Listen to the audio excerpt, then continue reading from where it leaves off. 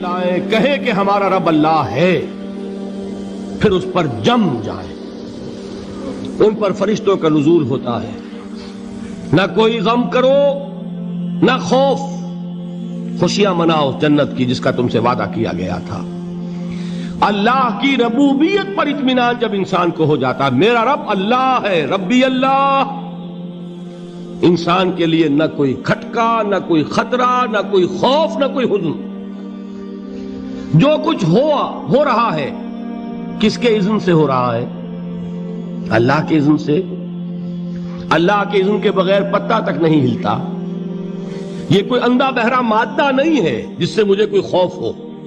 اندھا بھینسا چلا آ رہا ہو اس سے تو ڈرنے کا ہر انسان کو ڈرنا چاہیے، نہ معلوم کس کو ٹکر مار دے۔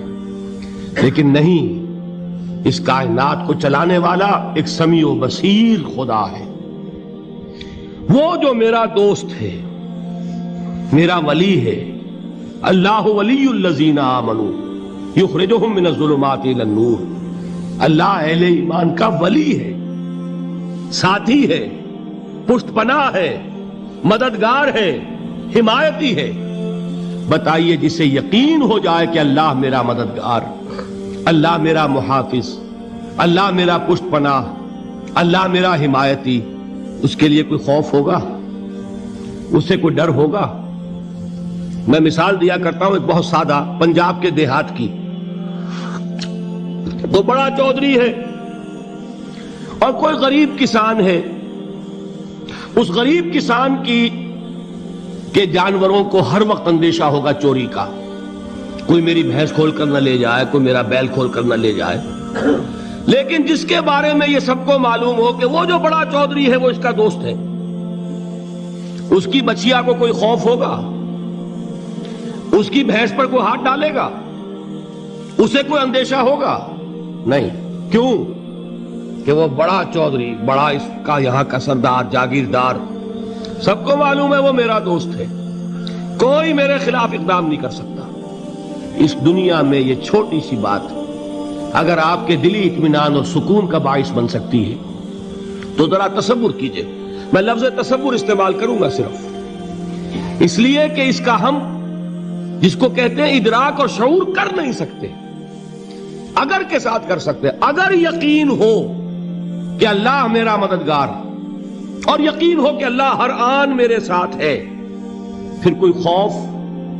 کس کا خوف؟ کوئی شے اللہ سے بالا تر ہے؟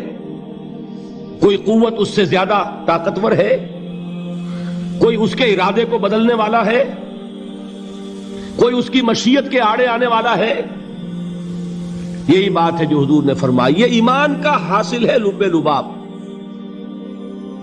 کہ دیکھو اچھی طرح اس بات کو ذہن نشین کر لو، اگر تمام انسان مل کر تمہیں کوئی نقصان پہنچانا چاہے نہیں پہنچا سکتے، مگر جو کچھ اللہ نے لکھ دیا ہو، اور تمام انسان مل کر تمہیں کوئی نفع پہنچانا چاہے نہیں پہنچا سکتے، مگر وہ شے جو اللہ نے طے کر دی۔ آپ پھر میں کہوں گا ذرا طاری کیجئے، اسے فرض کیجئے، اسے سوچئے۔ اگر اس حدیث پر ہمارا دل ٹھکا ہوا ہو تو کسی سے ڈر ہوگا؟ یہ مجھے نقصان نہ پہنچا دے، یہ میری رپورٹ خراب نہ کر دے، یہ میری انکریمنٹ نہ رکوا دے، یہ میرا یہ نہ بگاڑ دے، یہ میرے یہ نقصان نہ پہنچا دے۔ اس کا ڈر، اس کا ڈر، اس کا خوف، اس کی خوشامد، اس کے لیے جا کر طرح طرح سے اپنی عزت نفس کو ذلیل کروانا اس کے سامنے، یہ سب کچھ کیوں کرتا ہے انسان؟ جب سمجھتا ہے کہ اس کے ہاتھ میں میرا کوئی نفع ہے، اس کے ہاتھ میں میرے لیے کوئی ضرر ہے، یہ مجھے کوئی غضب پہنچا سکتا ہے، یہ مجھے کوئی نقصان پہنچا سکتا ہے، یہ میرا کوئی کام بنا سکتا ہے، یہ میری کوئی ضرورت پوری کر سکتا ہے، اسی کا نام شرک ہے۔ جہاں آپ نے یہ سمجھا کہ غیر اللہ کے اندر کوئی طاقت موجود ہے، وہی شرک ہے۔ بتوں سے تجھ کو امیدیں، خدا سے نو امیدی، مجھے بتا تو صحیح اور کافری کیا ہے؟ شرک تو یہ ہے۔ جس پر بھی تمہیں یہ خیال ہے، کلمہ ہے یہ کلمہ سوم، لا حول ولا قوت الا باللہ، ذرا اس پر دل کو کبھی اگر آپ تصور کریں، پھر فرض کریں، دل ٹھک جائے اس پر، کوئی طاقت نہیں۔ یہی بات تھی جو شیخ عبد القادر جیلانی رحمت اللہ علیہ نے اپنی وصیت میں اپنے بچے سے کہی. 11ویں دینے والے ہیں، لیکن حضرت شیخ عبد القادر جیلانی کی وصیت اور تعلیمات کو کتنے لوگ ہیں تم جانتے ہو؟ یہ جن مقامات تک پہنچے ہیں وہ کس چیز کی بدولت پہنچے ہیں؟ انہوں نے جو پیغام دیا وہ کیا تھا؟ اے میرے بچے، جس طریقے سے قرآن مجید میں حضرت لقمان کی نصیحتیں جو ہے نقل کر دی گئی ہیں، میں یہ عرض کروں گا بالفرض اگر قرآن حضرت عبد القادر جیلانی کے بعد نازل ہوا ہوتا تو شیخ عبد القادر کی یہ نصیحتیں بھی قرآن میں درج ہوتی. اتنی اونچی نصیحتیں ہیں. اے میرے بچے، اس حقیقت کو ذہن نشین کر لے، لا فاعل فی الحقیقت ولا مؤثر الا اللہ. اس کائنات میں نہ کوئی فاعل حقیقی ہے نہ مؤثر حقیقی ہے سوائے اللہ. کسی شے میں کوئی تاثیر نہیں اگر اللہ نہ چاہے. آگ جلا نہیں سکتی اگر اللہ نہ چاہے. پانی ڈبو نہیں سکتا اگر اللہ نہ چاہے. زہر ہلاک نہیں کر سکتا اگر اللہ نہ چاہے. کوئی چیز فائدہ نہیں پہنچا سکتی اگر اللہ نہ چاہے. تو در در پہ کیوں سر جھکاتے ہو؟ در در پر کیوں جبیں سائی کرتے ہو؟ سب کے سامنے کیوں ہاتھ پھیلاتے ہو؟ ایک اللہ سے مانگو. ایک اللہ کے سامنے زمین پر اپنی جبین رکھو.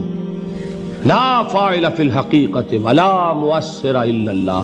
نظر آتا ہے ہمیں کہ پانی پیاس بجھا دیتا ہے. پیاس بجھانے کی صلاحیت پانی میں نہیں ہے، اللہ کے اذن سے. کھانا بھوک مٹا دیتا ہے.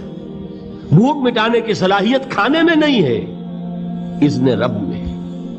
دیکھیے یہی یقین تھا. حضرت موسیٰ علیہ السلام کا واقعہ یاد کیجئے.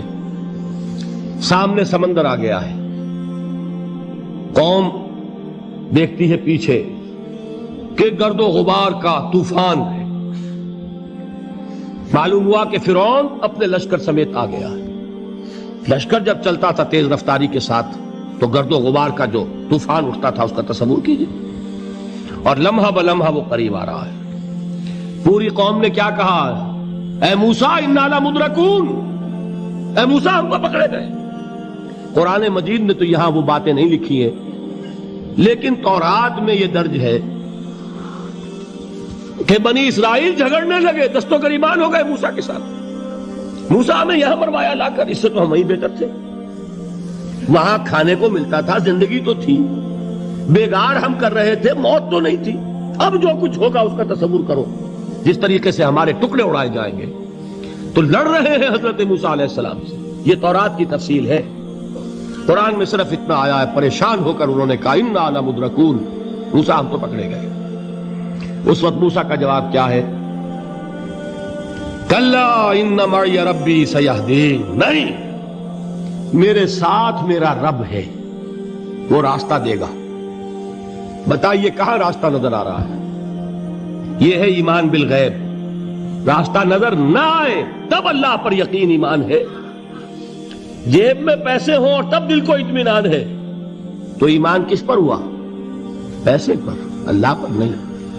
جب وسائل و ذرائع نہ ہو اور پھر یقین ہو کہ اللہ مسبب الاسباب ہے، وہ اسباب کا پابند نہیں ہے، وہ اسباب کا محتاج نہیں ہے، اسباب اس کے محتاج ہیں.